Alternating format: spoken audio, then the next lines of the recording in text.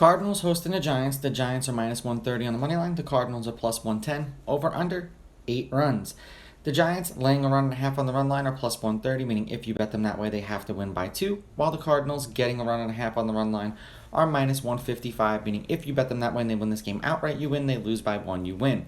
Webb pitched twice against the Cardinals last year. 5 innings, 4 runs, 4 earned. They won that game 13-7. He struck out 7. That was in San Francisco. 6 innings, 1 run, 1 earned. They won that game 8-2. That was in St. Louis, and he only struck out 1 batter. Liberatore did not pitch against the Giants either last year or this year. The Giants are 5-5 as a team with Webb on the mound in the games in which he started in his last 10 starts.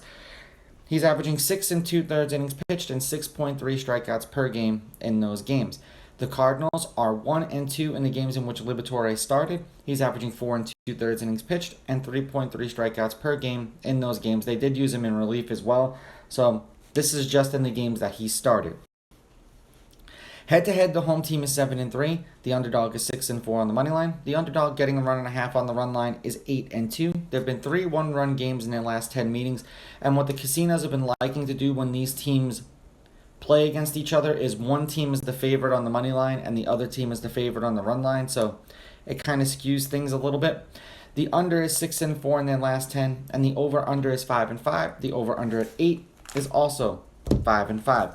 Now, for those who are concerned about the wind, it is blowing from left field to right field, basically straight across the outfield at 9.2 miles per hour.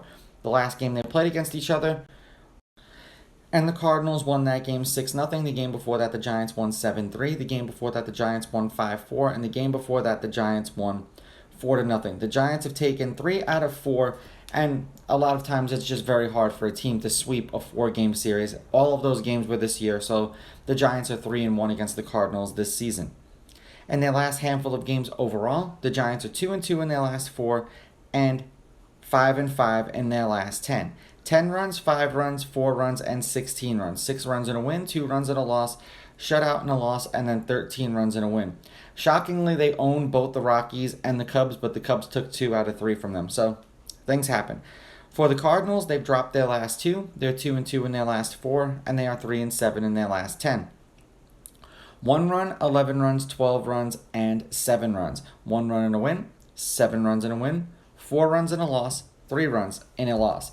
Because Webb is on the mound, I'm going to take the Giants. So I'm going to take the Giants with the money line. I'm going to take the Giants laying the runs. And I'm going to go under just because of the way that the wind is blowing, and a lot of these games tend to go under anyway. Although, when Webb was on the mound, both of the games did go over, but that was last year, so we'll see how this plays out for me. These are just my picks. If you disagree, please go with your gut, and please bet responsibly.